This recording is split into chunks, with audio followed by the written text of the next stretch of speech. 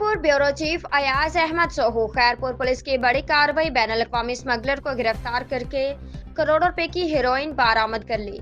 इस सिलसिले में एसएसपी जुबैर नजीर शेख ने एसएसपी ऑफिस में हंगामी प्रेस कॉन्फ्रेंस से खिताब करते हुए बताया कि सीआईए इंचार्ज अमदाद सोलंकी को खुफिया इत्तला मिली कि बलोचिस्तान से करोड़ों रुपयों की हेरोइन स्मगलर होकर सक्खर की हदूद से क्रॉस होकर कराची की तरफ जा रहा है।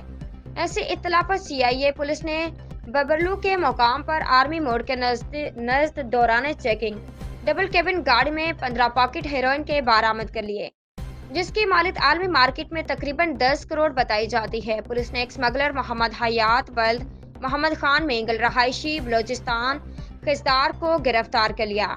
एसएसपी ने मजीद बताया कि गिरफ्तार मुलजिम से तहकीकात जारी हैं। दीगर स्मगलरों को गिरफ्तार करके कानून के कटहरे में लाया जाएगा। इंशाअल्लाह खैरपुर जिला को मंशियात जैसी लानत से पाक किया जाएगा।